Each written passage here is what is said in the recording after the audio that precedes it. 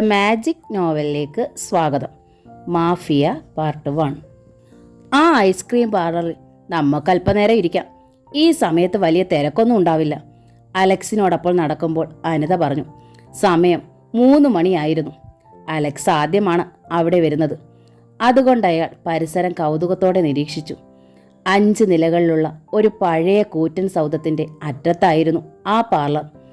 അതിനോടനുബന്ധിച്ച് തന്നെ health clinic എന്ന പഴയ ബോർഡുണ്ട്.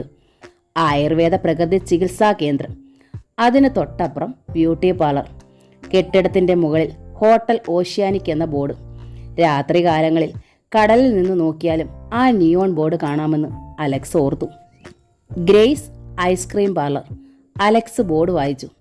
ഇവിടുത്തെ ഐസ്ക്രീം വളരെ വിശേഷപ്പെട്ടതാ, അനിത പറഞ്ഞു. ഒരാൻറ്റിയാ ഇത് നടത്തുന്നത്. 1-2 പ്രാവശ്യം കൂട്ടുകാരൊത്ത് ഞാനിവിടെ വന്നിട്ടുണ്ട്. അവൾ ചരൽ വിരിച്ച മുറ്റത്തെത്തി. മാൻഡ്രേക്ക് കഥയിലെ ലോതറിനെ പോലുള്ള ഒരാൾ വാതുക്കൽ നിന്നിരുന്നു. അയാളുടെ മൊട്ടത്തലയും കൊച്ചു കണ്ണുകളും അലക്സിനെ ആകർഷിച്ചു. പ്രത്യേക തരത്തിലുള്ള യൂണിഫോം ധരിച്ച അയാളെ കണ്ടാൽ ഒരാഫ്രിക്കൻ രാജ്യത്തിലെ രാജാവോ പട്ടാള മേധാവിയോ ആണെന്നേ തോന്നുകയുള്ളൂ. അവർ അകത്തേക്ക് കയറുന്നതിന് മുമ്പ് പുറത്തൊരു വിദേശക്കാർ അടുത്തു വന്ന് കുലുങ്ങി നിന്നു. ഡ്രൈവ് ചെയ്തിരുന്ന ആൾ യാത്രക്കിടയിലും മൊബൈൽ ഫോണിലൂടെ സംസാരിക്കുകയായിരുന്നു. അയാൾ വാതിൽ തുറന്ന് പുറത്തിറങ്ങി സെല്ലോ ഫോൺ അടച്ചു. പൈജാമയും കുർത്തയുമാണ് അയാളുടെ വേഷം. അപ്പോൾ പാർലറിൽ നിന്ന് മധ്യവയസ്കയെങ്കിലും സൗന്ദര്യം കത്തി നിൽക്കുന്ന ഒരു സ്ത്രീ അയാളെ സ്വീകരിക്കാനായി തിടുക്കപ്പെട്ടു വന്നു. അവരുടെ കയ്യിലും ഫോൺ ഉണ്ടായിരുന്നു. ആ മനുഷ്യൻ അവരോടാണ് സംസാരിച്ചു കൊണ്ടിരിക്കുന്നതെന്ന് തോന്നി. വരൂ ബാബു സാർ. ആ സ്ത്രീ അയാളെ ബഹുമാനത്തോടെ ക്ഷണിച്ചു. അതാണ് ആൻറ്റി എന്ന് അലക്സിന് മനസ്സിലായി.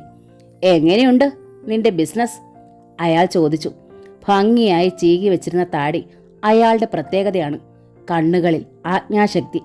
സാറിൻ്റെയൊക്കെ സഹായം കൊണ്ട് ഭംഗിയായി പോകുന്നു. സ്ത്രീ വശ്യമായി ചിരിച്ചു. അപ്പോൾ കാറിൻ്റെ പിന്നിലെ വാതിൽ തുറന്ന് മഞ്ഞ സാരി ധരിച്ച ഒരു യുവതി ഇറങ്ങി വന്നു. സിനിമയിൽ അത്ര പ്രധാനമല്ലാത്ത വേഷങ്ങൾ ചെയ്യുന്ന നടിയാണവൾ. ഇപ്പോഴവൾ തെലുങ്കിൽ അഭിനയിച്ച് കാണികളുടെ ഉറക്കം കെടുത്തുന്നവളായി കഴിഞ്ഞു. മാധുരി. ആൻറ്റി ബാബു സാറിനെ നോക്കി. അയാൾ അർത്ഥം വെച്ച് ചിരിച്ചുകൊണ്ട് ശിരസിളക്കി. ചിരിച്ചപ്പോൾ ഒരു സ്വർണ്ണ പല്ല് തിളകി. നമ്മുടെ ആളുകളൊന്നും എത്തിയില്ലേ? അയാൾ തിരക്കി. ഉടനെ വരും ബാബു സാർ, അകത്തേക്കിരിക്കാം. ആൻറ്റി അവരെ സ്വീകരിച്ചു കൊണ്ടുപോയപ്പോൾ അലക്സ് മാധുരി അടുത്ത് കണ്ടു. വലിയ കറുത്ത കണ്ണടയ്ക്കുള്ളിൽ തിളങ്ങുന്ന കണ്ണുകൾ. ചുണ്ടുകളിൽ നിന്ന് ചോര ഒപ്പിയെടുക്കാം. വസ്ത്രങ്ങൾക്കുള്ളിൽ ശ്വാസം മുട്ടി നിൽക്കുകയാണ് കൊഴുത്ത ശരീരഭാഗങ്ങൾ. സാരി തലപ്പ് അലക്സിനെ തൊട്ടുരുമിയാണ് പോയത്. ഏതോ വിലയേറിയ തൈലത്തിന്റെ സുഗന്ധം. ആൻറ്റി അവരെ പ്രൈവറ്റ് റൂമിലേക്ക് കൊണ്ടുപോയി. കാറ്റ് വീശുന്നൊരു ഭാഗത്താണ് അലക്സും അനിതയിരുന്നത്. 2-3 മേശകളിലെ ആളുകൾ ഉണ്ടായിരുന്നുള്ളൂ. കണ്ടാലറിയാം പ്രണയ ജോഡികളാണെന്ന്. മാധുരി ഇവിടെ വന്നത് ഞങ്ങളുടെ പത്രത്തിന് നല്ലൊരു ന്യൂസ് ആവും. ക്യാമറ എടുക്കാതിരുന്നത് കഷ്ടമായിപ്പോയി. അനിത അവർ പോയ മുറിയുടെ അടഞ്ഞ ഹാഫ് ഡോറിലേക്ക് നോക്കി പറഞ്ഞു. അനിത ഒരു പത്രപ്രവർത്തകയാണ്.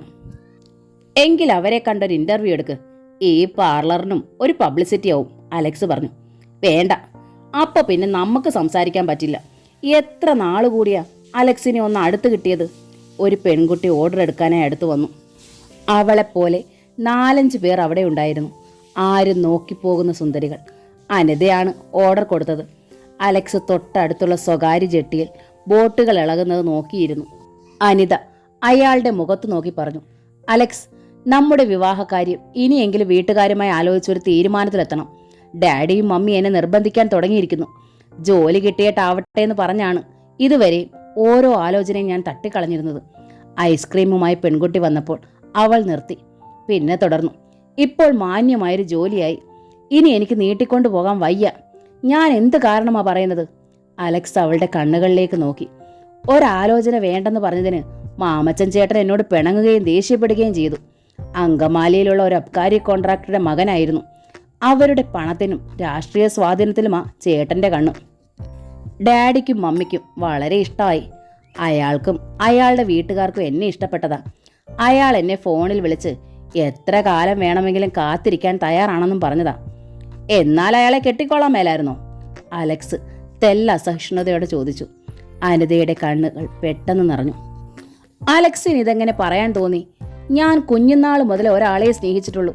തന്നെ. താനില്ലാതെ എനിക്ക് ജീവിക്കാൻ വയ്യ. മനുഷ്യനെ കീറി മുറിക്കുന്ന വലിയ ഡോക്ടർ ആയപ്പോൾ മനസ്സ് കാണാൻ കഴിയാതായി അല്ലേ? അവൾ വിതുമ്പി. ഞാൻ വെറുതെ പറഞ്ഞതല്ലേടോ.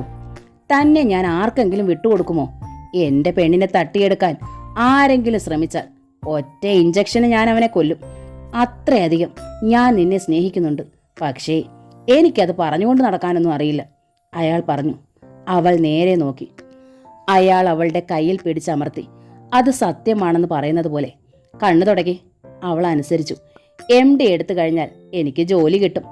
അത് കഴിഞ്ഞ് നമ്മുടെ കല്യാണം. ഏറിയാൽ 6 മാസം. അതിനുശേഷം അനിതക്കുട്ടി ഡോക്ടർ അലക്സാണ്ടറുടെ ഭാര്യയാണ്, മിസ്സിസ് അനിത അലക്സാണ്ടർ. അത് കേട്ടപ്പോൾ അവളുടെ മനസ്സ് കുളിർത്തു. പരിഭവം പോയി. മുഖത്തൊരു പുഞ്ചിരി പടർന്നു. അനിത ഐസ്ക്രീം അയാളുടെ മുന്നിലേക്ക് നീക്കി വെച്ചു കൊടുത്തു. അലക്സ് അല്പം സ്പൂണിൽ കോരി അവളുടെ നേരെ നീട്ടി. അവൾ അമ്പരന്ന് ചുറ്റും നോക്കി.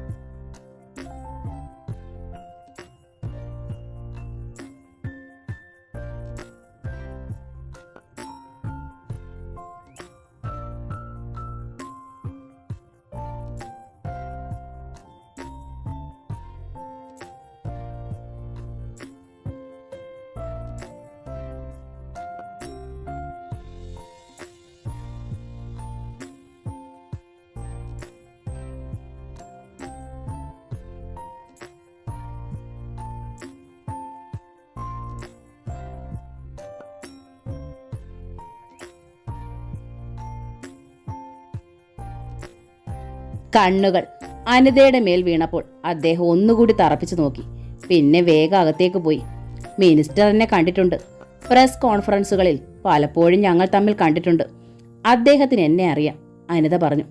മറ്റൊരു മുറിയിൽ നിന്ന് കൊഴുത്ത ശരീരമുള്ളൊരു സ്ത്രീയും ചെറുപ്പക്കാരനും ഇറങ്ങി വന്നു. അവർ ബൈക്കിൽ കയറിപ്പോയി. ആൻറ്റി പുറത്തേക്ക് വന്ന് തങ്ങളെ നോക്കുന്നതും സ്നേഹം ഭാവിച്ച് ചിരിക്കുന്നതും അനിത കണ്ടു. പെട്ടെന്ന് ഫോൺ ശബ്ദിച്ചപ്പോൾ 2 പെൺകുട്ടികളെ മുറിയിലേക്ക് അയച്ചിട്ട് ആൻറ്റി അറ്റൻഡ് ചെയ്തു. പാർലറിൽ നിന്നിറങ്ങിയപ്പോൾ 2 ഐസ്ക്രീമുകൾ കൂടി കഴിക്കണമെന്ന് അലക്സിന് തോന്നി. ആൻറ്റി സാധാരണക്കാരിയല്ല, അയാൾ പറഞ്ഞുകൊണ്ട് തിരിഞ്ഞു നോക്കി. കാവൽക്കാർ അവിടെ തന്നെ നോക്കി നിൽക്കുകയായിരുന്നു. ഫുട്പാത്തിലൂടെ നടക്കുമ്പോൾ അനിതയുടെ മനസ്സിൽ മിനിസ്റ്ററും നടി മാധുരിയും ബാബു സാറുമായിരുന്നു. അവരെ കടന്നുപോയൊരു ജീപ്പ് പെട്ടെന്ന് നിന്നു. അവരടുത്ത് ചെന്നപ്പോൾ സ്റ്റിയറിങ്ങിൽ പിടിച്ചുകൊണ്ട് രൂക്ഷമായി നോക്കുന്ന മാമച്ചനെ കണ്ടു. അനിതയുടെ മൂത്ത സഹോദരൻ അലക്സ് ചിരിച്ചു. മാമച്ചൻ അയാളെ ശ്രദ്ധിക്കാതെ അനിതയോട് ചോദിച്ചു, ഓഫീസിലേക്കെന്നും പറഞ്ഞു പോകുന്നത് കണ്ട തെണ്ടികളുടെ കൂടെ കറങ്ങാനാണോടി? മുഖമടച്ചടിയേറ്റതുപോലെ അലക്സ്. അനിതയും വിളറിപ്പോയി.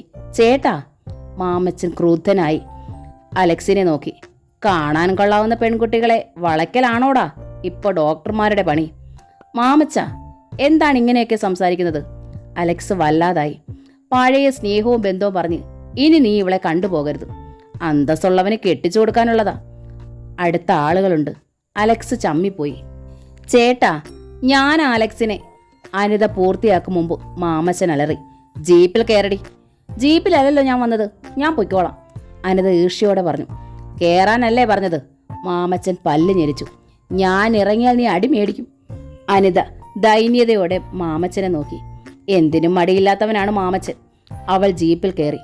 ഒരു ഡോക്ടർ, നിന്നെ നിന്റെ തന്തയും കാണിച്ചു തരാം, അലക്സിന്റെ മുഖത്തു നോക്കി പറഞ്ഞിട്ട് മാമച്ചൻ ജീപ്പ് ഓടിച്ചുപോയി. അത് നെഞ്ചിലൂടെ കയറിപ്പോയതുപോലെ അലക്സ് തരിച്ചു നിന്നു. പുതുപ്പണക്കാരന്റെ അഹങ്കാരം. ശബ്ദം കേട്ട് അലക്സ് തിരിഞ്ഞു നോക്കി. കൂട്ടുകാരൻ ബഷീർ. ഞാനെല്ലാം കണ്ടുകൊണ്ട് നിൽക്കുകയായിരുന്നു. ബഷീറെ, അലക്സിന് വിഷമം തോന്നി. നിന്റെ പപ്പ എക്സൈസ് ഇൻസ്പെക്ടറാണെന്ന് പറഞ്ഞിട്ട് എന്താ കാര്യം? നിന്റെ പപ്പയുടെ ജൂനിയർ അല്ലേ സക്കറിയ? ഇപ്പോൾ കോടീശ്വരനാ. മൂത്ത മകൻ മാമച്ചൻ കള്ളുഷാപ്പ് കോൺട്രാക്ടർ, അനിയൻ സണ്ണി പോലീസ് സബ് ഇൻസ്പെക്ടർ. എത്ര ലക്ഷം കൊടുത്താ സണ്ണിക്ക് SI പോസ്റ്റ് വാങ്ങിച്ചതെന്നറിയാമോ? അതൊക്കെ എവിടെ നിന്നുണ്ടായതാ? കള്ളവാറ്റുകാരോട് വാങ്ങിച്ചത്. തൻ്റെ അപ്പൻ സത്യസന്ധനായിട്ട് എന്ത് നേടി? അതുകൊണ്ട് ഇവിടത്തെ കള്ളവാറ്റും വ്യാജ മദ്യവും ഇല്ലാതായോ? ബഷീർ ആവേശത്തോടെ പറഞ്ഞു. പണമില്ലെങ്കിൽ മനുഷ്യൻ ശവങ്ങളാ, നടക്കുന്ന ശവങ്ങൾ. അലക്സ് ഒന്നും പറയാതെ ബഷീറിന്റെ കൂടെ നടന്നു. മാമച്ചന്റെ വാക്കുകളാണ് അയാളുടെ മനസ്സിൽ കത്തിക്കൊണ്ടിരുന്നത്. താനും പപ്പയും എന്ത് ചെയ്തിട്ടാണ് അവർ എന്നോട് ഇങ്ങനെ കാണിക്കുന്നത്? അലക്സ് വീട്ടിൽ ചെന്നപ്പോൾ സന്ധ്യയായി. അമ്മയും റൂബിയും വരാന്തയിൽ നിൽക്കുകയായിരുന്നു. നീ എപ്പോൾ വന്നു? അയാൾ റൂബിയോട് തിരക്കി. ഞാൻ നേരത്തെ വന്നു ചേട്ടാ. റൂബി കുളി കഴിഞ്ഞ് മുടി വിടർത്തിക്കൊണ്ട് പറഞ്ഞു. ലൗലി പുതിയ ചുരിദാറിട്ട് അവളുടെ മുറിയിലെ കണ്ണാടിക്ക് മുമ്പിൽ നിന്ന് ചന്തം നോക്കുന്നു. ഇളയവൾ മിനി എന്തോ വായിക്കുകയാണ്. മതിയിടി, വല്ലതും പഠിക്കാൻ നോക്ക്. ചേട്ടന്റെ ശബ്ദം കേട്ടതും ലൗലി പൂച്ചയെ പോലെ ഒതുങ്ങിപ്പോയി. അലക്സിന് ഇളയ 3 സഹോദരിമാരാണ്. മൂത്ത സഹോദരി ലിസാമ്മ കന്യാസ്ത്രീയായി. അമ്മ ഗേറ്റിംഗിലേക്ക് നോക്കി നിൽക്കുന്നത് കണ്ട് അലക്സ് അടുത്ത് ചെന്നു. എന്താമ്മേ? ഇന്നൊരു റെയ്ഡ് ഉണ്ടെന്ന് പറഞ്ഞാ പപ്പ പോയത്. ഏതോ ചാരായ വാറ്റ് സംഘം തല്ലിപ്പൊളിക്കാനാ. മസ്താന്റെ ആണെന്നാ കേട്ടത്. മസ്താന്റെയോ? അലക്സിനൊരു നടുക്കമുണ്ടായി. അധോലോക രാജാവല്ലേ അശോക് മസ്താൻ? ഭയങ്കരനാണെന്ന് കേട്ടിട്ടുണ്ട്. പത്രങ്ങളിലൊക്കെ അയാളുടെ ആളുകൾ കൊന്ന കഥകൾ വായിച്ചിട്ടുണ്ട്. ഇതേവരെ പപ്പ വരാത്തത് കൊണ്ട് എനിക്കൊരു സമാധാനവുമില്ല. അമ്മയുടെ ശബ്ദത്തിൽ പരിഭ്രമം പ്രകടമായിരുന്നു. എന്തിനും മടിക്കാത്തവരാ കള്ളവാറ്റുകാര്. കഴിഞ്ഞ മാസം റെയ്ഡ് നടത്തിയപ്പോൾ ഇൻസ്പെക്ടർ രാജനെ ഒറ്റ കുത്തിനാ കൊന്നത്. അപകടം പിടിച്ച പണിക്കൊന്നും പോകരുതെന്ന് എത്ര പറഞ്ഞാലും പപ്പ കേൾക്കില്ല. റൂബി പറഞ്ഞു. ആ സക്കറി അങ്കിളിനെ കണ്ടുപഠിക്കണം. സബ് ഇൻസ്പെക്ടർ അല്ലേ അങ്കിള്? എടി, സക്കറിയെ പോലെ കൈക്കൂലി വാങ്ങിക്കുന്നവനല്ല നിങ്ങളുടെ പപ്പ. അധ്വാനിച്ച് കിട്ടുന്ന കാശുകൊണ്ടാ പപ്പ നിങ്ങളെയൊക്കെ പഠിപ്പിച്ചതും വളർത്തിയതും. എന്തേലും കുറവൊട്ടുണ്ടായിട്ടുണ്ടോ നിങ്ങൾക്ക്? ഗേറ്റിൽ ജീപ്പ് വന്നു നിന്നു. ജീപ്പിന്റെ ശബ്ദം കേട്ട് മിനി ഓടി വന്നു. പപ്പ വന്നല്ലോ. എക്സൈസ് ജീപ്പിൽ നിന്ന് എക്സൈസ് CI ജോൺ ഇറങ്ങി. 6 അടി ഉയരവും ഒത്ത ശരീരവുമുള്ള ആൾ. ആരെയും കൂസാത്ത ഭാവം. ആ നടപ്പിന് തന്നെ ഒരു ഗാംഭീര്യമുണ്ട്. ജീപ്പ് തിരിച്ചുപോയി. ജോൺ വീട്ടിലേക്ക് വന്നു. എന്താ എല്ലാവരും നോക്കി നിൽക്കുന്നത്? ജോൺ വരാന്തയിലേക്ക് കയറി. മിനിയുടെ ചുമലിൽ പിടിച്ച് ചോദിച്ചു. മോടെ എക്സാമൊക്കെ എങ്ങനെ ഉണ്ടായിരുന്നു? എളുപ്പമായിരുന്നു പപ്പ. ആ, നാളെ എന്താ സബ്ജക്റ്റ്? മാത്സ്. അതിനെനിക്ക് ഫുൾ മാർക്കാ പപ്പ. എന്നാലും പഠിക്കാതിരിക്കണ്ട. എന്തെങ്കിലും വിട്ടുപോയോ നോക്ക്. അവൾ തലയിളക്കി. അലക്സ് പുറത്തേക്കൊന്നും ഇറങ്ങിയില്ലേ? ജോൺ മകനെ നോക്കി. ടൗണിൽ പോയി പപ്പ. കോത്തുരുത്തിയിലൊരു വാറ്റുകേന്ദ്രം തകർക്കാൻ പോയി. രാഷ്ട്രീയക്കാരുടെ പിൻബലമുള്ളവനാ. പക്ഷെ ഞാനത് തകർത്തു. ജോൺ അകത്തേക്ക് നടന്നു. ഭാര്യ പിന്നാലെ ചെന്നു. ജോൺ യൂണിഫോം അഴിച്ച് ഹാങ്കറിലിട്ടു. അയ്യോ, പുറത്ത് മുഴുവൻ ചോര തിണർത്ത് കിടക്കുകയാണല്ലോ. അമ്മയുടെ ശബ്ദം കേട്ട് റൂബിയും അനിയത്തിമാരും ജനലിലൂടെ നോക്കി. പപ്പയുടെ ദേഹത്ത് ചതവിന്റെ പാടുകൾ. വാറ്റുകാരനെ ഉമ്മ വയ്ക്കുവാണെന്നാണോണ്ട് ഇനി കരുതിയത്? പൊരിഞ്ഞടിയായിരുന്നടി. നീ ആ കുഴമ്പൊന്ന് തേച്ചേ. അല്പം ചൂട് പിടിക്ക്. എടി പെണ്ണുങ്ങളെ, കുറച്ച് വെള്ളം ചൂടാക്കിയേ, അമ്മ നിർദ്ദേശിച്ചു. പെൺകുട്ടികൾ അടുക്കളയിലേക്ക് പോയി. പപ്പയുടെ ദേഹത്ത് അമ്മ കുഴമ്പ് തേച്ചൊഴിയുന്നത് അലക്സ് കണ്ടു. അയാൾക്ക് വേദന തോന്നി. അതേസമയം അഭിമാനവും. നമുക്കും എന്തെങ്കിലും സമ്പാദ്യം വേണ്ടേ? അമ്മ ചോദിച്ചു. 3 പെണ്ണുങ്ങളെ പറഞ്ഞു വിടണ്ടേ? എല്ലാം നടക്കുമടി. അലക്സിന്റെ റിസൾട്ട് വരട്ടെ. 1ാം റാങ്കായി ജയിക്കുമെന്ന് എനിക്ക് ഉറപ്പാ. MD കിട്ടിക്കഴിഞ്ഞാൽ ഉടനെ അവനെ ജോലിക്കെടുക്കാമെന്ന് എൻ്റെ സുഹൃത്ത് പറഞ്ഞിട്ടുണ്ട്. തിരുവല്ലയിൽ പുതിയൊരു ഹോസ്പിറ്റൽ തുടങ്ങി. ശമ്പളം എത്രയാണെന്നറിയാമോ? തുടക്കത്തിൽ 20,000, പിന്നെ കൂടും. അവനാടി നമ്മുടെ അഭിമാനം. നമ്മുടെ മക്കളുടെ കാര്യങ്ങൾ അവൻ നോക്കിക്കോളും. തന്നെ പറ്റി പറഞ്ഞപ്പോൾ പപ്പയ്ക്ക് സ്നേഹം നിറഞ്ഞൊഴുകുകയാണെന്ന് അലക്സിന് മനസ്സിലായി. ആ, ഞാനൊരു കാര്യം പറയാൻ മറന്നു, അന്നമ്മ പറഞ്ഞു. അതെന്താ? ഉച്ചയ്ക്ക് സക്കറി ഇവിടെ വന്നിരുന്നു. അവൻ എന്തു പറഞ്ഞു? ഇന്ന് റെയ്ഡിന് വരാതെ അവൻ ലീവ് എടുത്തു. റാസ്കൽ. ജോൺ സാറിന് കൊടുക്കണമെന്ന് പറഞ്ഞ് ഒരു സ്യൂട്ട് കേസ് ഇവിടെ തന്നിട്ട് പോയി. എന്താ അതില്? എനിക്കറിയില്ല. ഇതാ അത്. അന്നമ്മ മൂലയ്ക്കൽ വെച്ചിരുന്ന സ്യൂട്ട് കേസ് കാണിച്ചു കൊടുത്തു. ജോൺ അതെടുത്തു. നല്ല കനമുണ്ടല്ലോ. ബ്രീഫ് കേസ് ബെഡിൽ വെച്ച് തുറന്നു. കണ്ണ് മഞ്ഞളിച്ചു പോയി. അടുക്കി വെച്ചിരിക്കുന്ന നോട്ടുകെട്ടുകൾ. എന്റെ മാതാവേ! അന്നമ്മ കണ്ണു മിഴിച്ചുപോയി. എന്താടി ഇത്? കൈക്കൂലി. ജോണിനെ വിൽക്കാൻ നോക്കിയോ നീ? ജോൺ കൈ നിവർത്ത് അന്നമ്മയുടെ കരണത്തൊന്നു പൊട്ടിച്ചു. കണ്ടു നിന്ന അലക്സും റൂബിയും വിറച്ചുപോയി. പെട്ടെന്ന് ശക്തിയേറിയ വെളിച്ചം വരാന്തയിൽ വീണു. ഒരു കാറും ജീപ്പും മുറ്റത്ത് വന്നു നിന്നു. ജോൺ വേഗം വരാന്തയിലേക്ക് ചെന്നു. ആരാ? അശോക് മസ്താന്റെ ആളുകളാണോ? ജോൺ സ്വയം ചോദിച്ചു. പരിഭ്രാന്തയായ അന്നമ്മയും പിന്നാലെ വന്നു. വാഹനങ്ങളിൽ നിന്നിറങ്ങിയ ആളുകൾ വരാന്തയിൽ വന്നു. മുന്നിൽ നിന്ന് ആൾ ഐഡന്റിറ്റി കാർഡ് കാണിച്ചു. വിജിലൻസ്. നിങ്ങൾ അനധികൃതമായി പണം സമ്പാദിച്ചിരിക്കുന്നുവെന്നാണ് ഞങ്ങൾക്ക് കിട്ടിയ വിവരം. ഞങ്ങൾ ഈ വീട് റെയ്ഡ് ചെയ്യുകയാണ്. നിങ്ങൾ ആരും ഇവിടെ നിന്ന് അനങ്ങരുത്. ജോൺ അലക്സിനെ നോക്കി. അയാളെ അവിടെ കണ്ടില്ല. ചതി. ഇതുവരെ ഉണ്ടാക്കിയ സൽപ്പേരെല്ലാം നീർക്കുമിള പോലെ തകർന്നുപോയി. സെർച്ച്. ഓഫീസർ പറഞ്ഞതും ഉദ്യോഗസ്ഥന്മാർ അകത്ത് കയറി. ജോണിന്റെ കണ്ണുകളിൽ ഇരുട്ട് കയറി. സപ്തനാഡികളും തളർന്നുപോയി. ജോൺ അപമാനം താങ്ങാനാവാതെ മുഖം കുനിച്ചിരുന്നു പോയി. ആ സ്യൂട്ട് കേസ് തന്റെ മുമ്പിൽ തുറന്നു വെച്ച് ഈ പണം നിങ്ങൾക്ക് എങ്ങനെ കിട്ടിയെന്ന് ചോദിച്ച് താൻ എന്ത് സമാധാനം പറയും? മേശയും അലമാരകളുമെല്ലാം അവർ തുറന്നു പരിശോധിക്കുകയായിരുന്നു. അപ്പോൾ അലക്സ് കിണറ്റുകരയിൽ നിന്ന് വന്നു. അയാൾ കൈയും മുഖവും തോർത്തുകൊണ്ട് തുടച്ചിട്ട് അവരെ നോക്കി. എന്താണ് നിങ്ങളിവിടെ ചെയ്യുന്നത്? അലക്സ് ഓഫീസറോട് തിരക്കി. നിങ്ങൾ ആരാണ്? ഞാൻ അദ്ദേഹത്തിൻ്റെ മകനാണ്. ജോണിനെ നോക്കി അലക്സ് പറഞ്ഞു. എന്താണ് നിങ്ങളുടെ പ്രൊഫഷൻ? ഡോക്ടറാണ്. നിങ്ങളുടെ ഫാദർ അനധികൃതമായി പണം ഉണ്ടാക്കിയിട്ടുണ്ടെന്ന് ഞങ്ങൾക്ക് അറിവ് കിട്ടിയിരിക്കുന്നു. ആരാ നിങ്ങളോടിത് പറഞ്ഞത്? എന്റെ പപ്പ ആരുടെയും കൈക്കൂലി വാങ്ങുന്ന ആളല്ല, അലക്സ് ശോഭിച്ചു. ജെന്റിൽമാൻ. വിജിലൻസ് ഓഫീസർ അക്ഷോഫിനായി പറഞ്ഞു. ഞങ്ങളോട് സഹകരിക്കുക. ഞങ്ങളുടെ ഡ്യൂട്ടിയാണ് ഞങ്ങൾ ചെയ്യുന്നത്. 1 മണിക്കൂർ നേരം അവർ പരിശോധിച്ചു. ഒരു മുറി പോലും ബാക്കി വെക്കാതെ ജോണിന്റെ പാസ്ബുക്കുകളെല്ലാം എടുത്തു നോക്കി. അവസാനം പുറത്തുനിന്ന ഓഫീസർ അകത്തുപോയി എല്ലാം കണ്ട് ബോധ്യപ്പെട്ടു.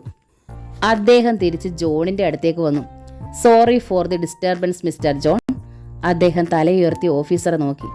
ഓഫീസർ അലക്സിനോട് പറഞ്ഞു. നിങ്ങൾ പറഞ്ഞതുപോലെ നിങ്ങളുടെ ഫാദർ ഇല്ലീഗൽ മണിയൊന്നും സമ്പാദിച്ചിട്ടില്ലെന്ന് ഞങ്ങൾക്ക് ബോധ്യപ്പെട്ടു. വിജിലൻസ് ഉദ്യോഗസ്ഥരുടെ വാഹനങ്ങൾ കടന്നു പോകുന്നത് വിശ്വസിക്കാനാവാതെ അന്നമ്മ നിന്നു. ആ പെട്ടി അവർ കണ്ടില്ലേ? ജോൺ അകത്തേക്ക് ചെന്ന് ബ്രീഫ് കേസ് വെച്ചിരുന്നിടത്തേക്ക് നോക്കി. അവിടെയില്ല. മുറി മുഴുവൻ നോക്കി. അതവിടെയില്ല. അന്നമ്മയും എല്ലായിടവും പരിശോധിച്ചു. ആ പണം അവർ കൊണ്ടുപോയോ? അന്നമ്മ സംശയം പ്രകടിപ്പിച്ചു. ഇതിനിടെ വീടിന്റെ പിൻഭാഗത്തേക്ക് പോയ അലക്സ് ഒരു ബ്രീഫ് കേസ് എടുത്തോണ്ട് വന്നു. ആ പെട്ടി ഇവിടെയുണ്ട്. ഞാനാണത് മാറ്റിയത്. അലക്സ് ബ്രീഫ് കേസ് അകത്തേക്ക് കൊണ്ടുവന്നു. മേശപ്പുറത്ത് വെച്ച് തുറന്നു. 5 ലക്ഷം രൂപ. വിജിലൻസുകാർ വരാന്തയിലെത്തിയപ്പോഴേക്കും ഞാനിത് മാറ്റി. പപ്പയോട് അമ്മ ഈ പണത്തെപ്പറ്റി പറയുന്ന ഉടനെ തന്നെ വാഹനങ്ങൾ വന്നപ്പോൾ ചതി ഞാൻ മനസ്സിലാക്കി. എന്റെ മോനെ, ജോൺ അലക്സിനെ കെട്ടിപ്പിടിച്ചു. എന്തൊക്കെ സംഭവിച്ചാലും എന്റെ പപ്പയെ എനിക്കറിയാം. ഇരുവരുടെയും കണ്ണുകൾ നിറഞ്ഞുപോയി. എന്നോട് ക്ഷമിക്കേ. സക്കര ഇത് കൊണ്ടുവന്നപ്പോൾ ഇങ്ങനെയൊരു ചതി ഉണ്ടാകുമെന്ന് ഞാൻ കരുതിയില്ല, അന്നമ്മ പറഞ്ഞു. ജോൺ ഭാര്യയെ നോക്കി. കവളിൽ തിണർത്ത് കിടക്കുന്ന പാട്. ഞാൻ സ്വയം മറന്നുപോയി. നിന്റെ നിരപരാധിത്വം എനിക്ക് മനസ്സിലായി. തല്ലിയത് പോട്ടെ, മറന്നുകളാം. എനിക്ക് വിഷമമൊന്നുമില്ല, അന്നമ്മ പറഞ്ഞു. നമ്മൾ വലിയൊരു അപകടത്തിൽ നിന്ന് രക്ഷപ്പെട്ടല്ലോ. മാതാവ് കാത്തു. സക്കറിയ, അവനെ ഞാൻ വിടില്ല. ജോൺ ശക്തിയായി ബ്രീഫ് കേസ് അടച്ചു. വയനാട്ടിൽ ജോലി ഉണ്ടായിരുന്ന കാലത്ത് സക്കറിയെ എന്തോരം സഹായിച്ചതാ നമ്മൾ, അന്നമ്മ പറഞ്ഞു. അയാളുടെ മകൾ അസുഖം വന്ന് മരിച്ചപ്പോൾ ശവമടക്കിന് പോലും പണമില്ലാതെ വിഷമിപ്പിച്ചപ്പോൾ നമ്മളല്ലേ സഹായിച്ചത്? ജോൺ ഒന്നും പറഞ്ഞില്ല. ഇടുക്കിയിലായിരുന്നപ്പോൾ അയാൾ കാലൊടിഞ്ഞ് ഹോസ്പിറ്റലിൽ കിടന്നപ്പോൾ സഹായത്തിന് ഞാനേ ഉണ്ടായിരുന്നുള്ളൂ. അയാളും അയാളുടെ ഭാര്യയും എന്നോട് പല പ്രാവശ്യം പറഞ്ഞിട്ടുണ്ട് അവരുടെ സ്വന്തം ചേച്ചിയെ പോലെയാ ഞാനെന്ന്. കൂടപ്പിറപ്പുകൾ പോലും അത്രയും സ്നേഹം കാണിച്ചിട്ടില്ലെന്നും. ആ എന്നെ തന്നെ ചതിക്കാൻ സക്കറിയയ്ക്ക് മനസ്സ് വന്നല്ലോ. അന്നമ്മ മനസ്സുരുകിയാണത് പറഞ്ഞത്. നമുക്ക് ഈ രൂപ കൊടുക്കണ്ടമ്മേ, മിനി പറഞ്ഞു. എന്റെ മക്കൾക്ക് ഈ പണം വേണ്ട, ജോൺ പറഞ്ഞു. ശാപം കിട്ടിയ പണമാണിത്. വ്യാജ മദ്യം കൊടുത്ത് മനുഷ്യനെ കൊന്നുണ്ടാക്കുന്ന പണം മക്കൾക്ക് ആവശ്യമുള്ളത് പപ്പ ജോലി ചെയ്തുണ്ടാക്കുന്നുണ്ട്. ഇതെന്ത് വേണമെന്ന് എനിക്കറിയാം. ചൂടുവെള്ളത്തിൽ കുളിച്ചു വന്നതുടനെ ജോൺ ഡ്രസ്സ് ചെയ്യുന്നത് കണ്ട അന്നമ്മ ചോദിച്ചു. ഇതെങ്ങോട്ടാ? എന്റെ സുഹൃത്തിനെ ഒന്ന് കാണാൻ, ജോൺ പറഞ്ഞു. 5 ലക്ഷം നഷ്ടപ്പെട്ടതോർത്ത് വിഷമിച്ചിരിക്കുക അവൻ. അതങ്ങ് തിരിച്ചു കൊടുക്കണം. വേണ്ട, വഴക്കിനൊന്നും പോണ്ട, അന്നമ്മ പറഞ്ഞു. ഫോൺ മണിയടിച്ചു. അദ്ദേഹം റിസീവർ എടുത്തു. Yes John. നീ ഇന്ന് നശിപ്പിച്ച ചാരായത്തിന്റെ വില എന്താണെന്നറിയാമോ? വല്ലാത്തൊരു ക്രോധം പൂണ്ട ശബ്ദം. പക്ഷേ അതൊരു സ്ത്രീയുടേതാണെന്നുള്ള കാര്യം ജോണിനെ അത്ഭുതപ്പെടുത്തി. 3 കോടി രൂപ വാണിങ് തന്നിട്ടും താനത് ചെയ്തു. നീ ആരാടി? ജോൺ മുരണ്ടു. ഞങ്ങളുടെ ഒരു വാറ്റ് കേന്ദ്രമേ നിനക്ക് തകർക്കാൻ കഴിഞ്ഞുള്ളൂ. ഞങ്ങൾ തകർക്കാൻ പോകുന്നത് നിന്റെ കുടുംബമാണ്. നിർത്തടി. ആരാ നീ? നഷ്ടപ്പെട്ടതൊക്കെ ഞങ്ങൾ സഹിക്കും. നീ ക്ഷമ പറഞ്ഞാൽ, ഞങ്ങളുടെ കൂടെ നിന്നാൽ നിങ്ങളെ ഞങ്ങൾ സംരക്ഷിക്കും. അല്ലെങ്കിൽ നിങ്ങൾ അനുഭവിക്കും. ഇനിയും നിങ്ങൾക്ക് ആലോചിക്കാൻ സമയമുണ്ട്. നീ ആരാടി? അശോക് മസ്താന്റെ വെപ്പാട്ടിയോ? ജോണിന് അവരെ ഞെരിച്ചു കൊല്ലാനുള്ള ദേഷ്യമായി. Don't repeat that name. It's explosive. Be very very careful. ഹൃദയത്തെ മരവിപ്പിക്കുന്ന അവളുടെ ശബ്ദത്തെ മുറിച്ചുകൊണ്ട് ലൈൻ കട്ടായി. Bloody bitch. അദ്ദേഹം ഫോൺ വെച്ചപ്പോൾ അന്നമ്മ ഉത്കണ്ഠയോടെ തിരക്കി. ആരായിരുന്നു അത്? ഒരുത്തി. ഭീഷണിയാ. നീ അതൊന്നും കാര്യമാക്കണ്ട. ഓലപ്പാമ്പിട്ട് പേടിപ്പിക്കുക. ജോൺ സ്യൂട്ട് കേസും എടുത്തിറങ്ങി. വരാന്തയിൽ വന്നപ്പോൾ അലക്സ് നിൽക്കുന്നുണ്ടായിരുന്നു. മോനെ, പപ്പ അത്താഴം പോലും കഴിക്കാതെ പോവുക, അന്നമ്മ അലക്സിനോട് പറഞ്ഞു. മോനെ, ജോൺ അലക്സിന്റെ ചുമലിൽ പിടിച്ചു. ഈ പണം ബോംബാ. ഇതിവിടെ വെച്ചുകൊണ്ട് അത്താഴമുണ്ടാൻ പപ്പയ്ക്ക് ഇറങ്ങുകയില്ല. ഞാനും വരാം പപ്പയുടെ കൂടെ. വേണ്ട, ഇത് ഞാനും സക്രിയയും തമ്മിലുള്ള ഇടപാടാണ്. അവന്റെ ഭാര്യയ്ക്കും മക്കൾക്കും ഇതൊക്കെ അറിയാമോന്ന് എനിക്കൊന്ന് അറിയണമല്ലോ. പപ്പ ഇപ്പൊ തന്നെ വരും. രാവിലെ പോയാ പോരെ? അന്നമ്മ ചോദിച്ചു. പോരാ. ജോൺ ഇറങ്ങി. അദ്ദേഹം ഗേറ്റ് കടന്ന് പുറത്തേക്ക് ചെന്ന് ഒരു ഓട്ടോ കൈ കാട്ടി നിർത്തി. അതിൽ കയറി പോകുന്നത് കണ്ടു. വിസിറ്റിംഗ് റൂമിൽ ഡാഡിയും മാമച്ചൻ ചേട്ടനും വലിയ ചർച്ചയിലിരിക്കുന്നത് അനിത കണ്ടു. ഇടയ്ക്കിടെ ഫോൺ വരികയും ചേട്ടനും ഡാഡിയും മാറി മാറി സംസാരിക്കുകയും ചെയ്യുന്നു. ആദ്യം കരുതിയത് താനും അലക്സും തമ്മിൽ കണ്ട കാര്യം ചർച്ച ചെയ്യുമായിരിക്കുമെന്നാണ്. അതെന്നാൽ അല്ലെന്ന് തോന്നിയപ്പോൾ അടുക്കളയിലേക്ക് ചെന്ന് മമ്മിയോട് തിരക്കി. എന്താ മമ്മി, അവിടെ ഒരു ചൂട് പിടിച്ച ചർച്ച? ആർക്കറിയാം മോളെ, വലിയ അബ്കാരി കോൺട്രാക്ടർ അല്ലേ അവരുടെ മമ്മി, എൽസമ്മ പറഞ്ഞു. വണ്ണം കുറഞ്ഞ ശരീരമാണ് എൽസമ്മയുടേത്. മുടിയിൽ നര കയറിയിരിക്കുന്നു. കണ്ണുകൾക്ക് താഴെ ജീവിതഭാരം ഏൽപ്പിച്ച കറുത്ത നിഴൽ നിർബന്ധിച്ച് ധരിപ്പിച്ചിരിക്കുന്നത് പോലെ ആഭരണങ്ങൾ അവരുടെ ദേഹത്തുണ്ട്. കാശില്ലാതിരുന്നപ്പം മനസമാധാനം ഉണ്ടായിരുന്നു. പണം വന്നിപ്പോ അതില്ലാതായി. സണ്ണിച്ചായം വന്നില്ലല്ലോ. അവൻ പോലീസ് സ്റ്റേഷനിൽ നിന്ന് ക്ലബ്ബിൽ പോവും. പിന്നെ ഒരു നേരത്തല്ലേ വരവ്. എൽസമ്മ കയ്യിലെ നനവ് നെറ്റിയിൽ തുടച്ചു. പിടിച്ച് പെണ്ണ് കെട്ടിക്കണം അമ്മേ. ആദ്യം നിന്റെ കല്യാണം നടത്തണമെന്നല്ലേ ചേട്ടന്റെ അനിയന്റെയും വാശി. നിനക്കാണേൽ ഒരുത്തനെയും പിടിക്കണില്ല. ഇനി ആരാ? രാജകുമാരൻ വരുവോ? അതെ, ഒരു രാജകുമാരനുണ്ട്, അലക്സാണ്ടർ രാജകുമാരൻ. മനസ്സിൽ വന്നെങ്കിലും അവൾ പറഞ്ഞില്ല. മമ്മിയോടത് പറയണമെന്ന് ആഗ്രഹിച്ചെങ്കിലും ധൈര്യം വന്നില്ല. അനിത മുറിയിലേക്ക് പോന്നു. അപ്പോൾ സക്കറിയ അസ്വസ്ഥനായി സിഗരറ്റ് പോയിക്കുകയായിരുന്നു. വിജിലൻസ് പരാജയപ്പെട്ടു പോയി. ജോൺ ആ പണം എവിടെ ഒളിപ്പിച്ചുവെന്നാണ് എനിക്ക് മനസ്സിലാവാത്തത്. കഷ്ടമായി പോയി ഡാഡി, മാമച്ചൻ പറഞ്ഞു. ഇനി ഞാൻ രാജേന്ദ്രൻ ചേട്ടനോടും മിനിസ്റ്ററോടും എന്ത് സമാധാനം പറയും? പണം കൊടുത്തുവെന്ന് നമ്മൾ കള്ളം പറഞ്ഞെന്നല്ലേ അവർ കരുതുകയുള്ളൂ. അതെ, എല്ലാവരും ശോഭിച്ചിരിക്കുക. മസ്താന് ഇത്ര ഭീമമായ നഷ്ടം ഒരിക്കലും ഉണ്ടായിട്ടില്ല. എന്റെ കഴിവുകേടാണെന്നാ കുറ്റപ്പെടുത്തുന്നത്. നമ്മുടെ ലക്ഷ്യങ്ങൾ പോയതാണെന്ന് അവരറിയുന്നില്ല. സക്കറിയ സിഗരറ്റ് വലിച്ചു വിട്ടു. അയാളുടെ നെറ്റി വിയർത്തിരുന്നു. കഷണ്ടി കയറിയ തലയിലെ മുടി നരച്ചത് ഡൈ ചെയ്ത് തവിട്ട് നിറത്തിലാക്കിയിരിക്കുന്നു. മുകളിലേക്ക് പിരിച്ചു വെച്ചിരിക്കുന്ന കൊമ്പൻ മീശയാണ് അയാൾക്ക്. കണ്ണ് കുറുക്കൻ്റേതുപോലെ കുഴിയിലേക്ക് ഇറങ്ങി ചുവന്നിരിക്കുന്നു. പൂമുഖത്തേക്കുള്ള വാതിൽ തുറന്നു കിടക്കുകയായിരുന്നു. ഒരു ഓട്ടോറിക്ഷ വന്ന് മുറ്റത്ത് നിന്നു. അതിൽ നിന്ന് ഇറങ്ങുന്ന ആളെ കണ്ട് സക്കറിയ സിഗരറ്റ് കുറ്റി ആശ്രയിൽ കുത്തിക്കെടുത്തി എഴുന്നേറ്റു. ജോൺ. അയാളുടെ കയ്യിൽ ആ പെട്ടിയുണ്ടല്ലോ ഡാഡി. ജോൺ പൂമുഖത്തേക്ക് വന്നു. കോളിംഗ് ബെല്ലടിച്ചു. പിന്നെ അകത്തേക്ക് കടന്നു. ശബ്ദം കേട്ട് എൽസമ്മ അവിടേക്ക് വന്നു. ഇതാരാ? ജോൺ സാറോ? എത്ര നാളായി ഇങ്ങോട്ടൊക്കെ വന്നിട്ട്? അവർ സന്തോഷത്തോടെ ചോദിച്ചു. അതുകൊണ്ടല്ലേ എൽസമ്മേ വന്നത്. ഇതങ്ങ് പിടിച്ചോ. ജോൺ സ്യൂട്ട് കേസ് അവരുടെ കയ്യിൽ കൊടുത്തു. ഇതെന്താ സാറേ? അവർ പെട്ടി ടീപ്പോയിന്മേൽ വെച്ചു. സക്കറിയയും മാമച്ചനും വല്ലാത്ത ഭാവത്തിൽ നിൽക്കുകയായിരുന്നു. സ്യൂട്ട് കേസ് തുറന്ന എൽസമ്മ കണ്ണു മിഴിച്ചുപോയി. ഇതെന്തിനാ സാറേ ഇത്രയും പണം? ഇവനോട് ചോദിക്കേ. ഇവൻ എൻ്റെ ഭാര്യയ്ക്ക് കൊണ്ടുവന്നു കൊടുത്തതാ. ജോൺ സക്കറിയയുടെ നേരെ വിരൽ ചൂണ്ടി. എൽസമ്മ ഭർത്താവിനെ നോക്കി. അയാൾക്ക് മിണ്ടാൻ കഴിഞ്ഞില്ല. എന്താ സാറേ, എനിക്കൊന്നും മനസ്സിലാകുന്നില്ല, എൽസമ്മ പറഞ്ഞു. ഇവൻ എനിക്ക് തന്ന കൈക്കൂലി. അത് ഞാൻ ക്ഷമിക്കും. ഏത് കള്ളവാറ്റുകാരനും ഇത് ചെയ്യുന്നതാണ്. പക്ഷേ പിന്നെ ഇവൻ ചെയ്തത് ചതിയാണ്. അത് ഞാൻ സഹിക്കില്ല. നോട്ടുകെട്ടുകൾ വാരി സക്കറിയയുടെ മുഖത്തേക്ക് അദ്ദേഹം എറിഞ്ഞു. പിന്നെ കൈ നിവർത്തിയൊരടി. സക്കറിയ നിലവിളിച്ചുപോയി. എൻ്റെ ഡാഡിയെ തല്ലിയോ താൻ? മാമച്ചൻ ജോണിന്റെ കോളറിന് പിടിച്ചു. വല്ലാത്തൊരു ഗൗരവഭാവം ജോണിന്റെ മുഖത്ത് വന്നു. അവന്റെ കണ്ണുകൾ തറപ്പിച്ചു നോക്കിക്കൊണ്ട് ആജ്ഞാപിച്ചു. കയ്യടടാ. മാമച്ചൻ ഒരു നിമിഷം കൂടി നോക്കി നിന്നു. പിന്നെ പിടിവിട്ടു. നീ എന്നെ തൊടാൻ മാത്രം വളർന്നോ? എക്സൈസ് ഉദ്യോഗസ്ഥനും മകനും കള്ളച്ചാരായ നശിപ്പിച്ചത് കൊണ്ട് എന്താടാ വിഷമം? ഞാനും ലക്ഷങ്ങൾ മുടക്കിയിട്ടുണ്ടതിൽ. അതാ നിങ്ങൾ തകർത്തത്. ഞാൻ ഈ ഷാപ്പുകളിൽ മുഴുവൻ കൊടുക്കുന്നത് എന്താണെന്നാ നിങ്ങൾ കരുതിയത്? മാമച്ചൻ നിന്ന് വിറച്ചു. നിങ്ങൾ പാമ്പിനെയാ നോവിച്ചത്, സക്കറിയ രോഷത്തോടെ പറഞ്ഞു. അശോക് മസ്താനെ അറിയാമോ നിങ്ങൾക്ക്? അറിയാം. അവൻ വിസർജിക്കുന്നത് തിന്നു കൊഴുത്തവനാണ് നീയെന്നും എനിക്കറിയാം, ജോൺ പറഞ്ഞു. എൽസമ്മ എല്ലാം കേട്ട് മരവിച്ചു നിന്നു. വാതുക്കൽ വന്ന് സ്തംഭിച്ചു നിൽക്കുകയായിരുന്നു അനിത. ജോൺ തുടർന്നു. എന്നെ ചതിയിൽപ്പെടുത്താമെന്ന് നീ കരുതി. നിനക്ക് തെറ്റി. ജോണിന് നിനക്ക് തൊടാൻ പറ്റില്ല.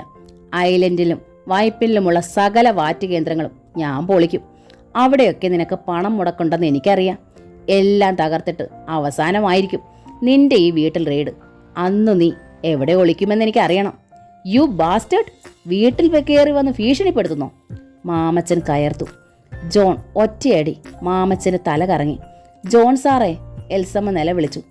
ഇവരെ ഓർത്ത് നിനക്ക് ദുഃഖിക്കേണ്ടി വരും, ജോൺ അവരോട് പറഞ്ഞു. പിന്നെ സക്കറിയെ നോക്കി. ജോണിനോട് കളിക്കരുത്, ഓർത്തോ. ജോൺ അവിടെ നിന്നിറങ്ങി.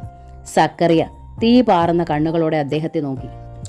ആ രഹസ്യമുറിയിലിരുന്ന് മദ്യം നുകരുന്നതിനിടയിൽ സക്കറിയ വിൻഡോ ഷട്ടറിന്റെ പാളികൾ അല്പം വിടർത്തി വെളിയിലേക്ക് നോക്കി.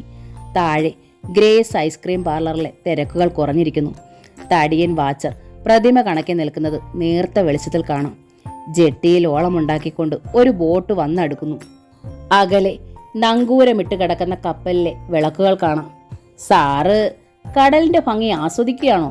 ഗ്രേസി ആന്റിയുടെ മധുരമുള്ള ശബ്ദം കേട്ട് സക്കറിയ വിൻഡോ താഴ്ത്തി. ഗ്രേസി തൊട്ടടുത്ത് നിൽക്കുന്നു. ഒന്നുകൂടി ആവാം അല്ലേ സാറേ? അവൾ ചോദിച്ചപ്പോൾ അയാൾക്ക് വേണമെന്നോ വേണ്ടെന്നോ പറയാൻ കഴിഞ്ഞില്ല. അവൾ ചിരിച്ചുകൊണ്ട് സക്കറിയയുടെ കയ്യിൽ നിന്ന് ഗ്ലാസ് വാങ്ങി മദ്യം പകർന്നു. ആ വിരലുകൾ സ്പർശിച്ചപ്പോൾ ഒരു വിദ്യുത് തരംഗമുണ്ടായതുപോലെ ഗ്രേസിയുടെ ഗന്ധം അയാൾക്ക് അനുഭവപ്പെട്ടു. 30 വയസ്സ് പോലും അവളെ കണ്ടാൽ തോന്നിക്കില്ല. ഇവരെ ആൻറ്റി എന്ന് വിളിച്ചതാരാണ്? ഇവളുടെ ഒരു ദിവസത്തിന് വേണ്ടി എന്തു മുടക്കിയാലും നഷ്ടമാവില്ല. മദ്യം സോഡയും ഐസും ചേർത്ത് ഗ്രേസി കൊടുത്തപ്പോൾ സക്കറിയ മനഃപൂർവ്വം ആ വിരലുകളിൽ പിടിച്ചു. ഗ്രേസി പുഞ്ചിരിച്ചു. കൈ വലിച്ചെടുക്കാൻ ഒരു തിടുക്കവും കാണിച്ചില്ല. ഒരു ഗൂഢമന്ദസ്മിതത്തോടെ അവൾ അയാളെ നോക്കി. സക്കറിയയ്ക്കുള്ളിൽ കുളിരുകോരി. അയാൾ ചുറ്റും ഇരിക്കുന്നവരെ നോക്കി. എക്സൈസ് മന്ത്രി ഐസക്കും കോൺട്രാക്ടർ രവീന്ദ്രനും നല്ല മൂഡിലായി കഴിഞ്ഞു. ബാബു സാർ മനോഹരമായ താടിയിൽ ഒഴിഞ്ഞുകൊണ്ട് എന്തോ ആലോചിക്കുകയാണ്.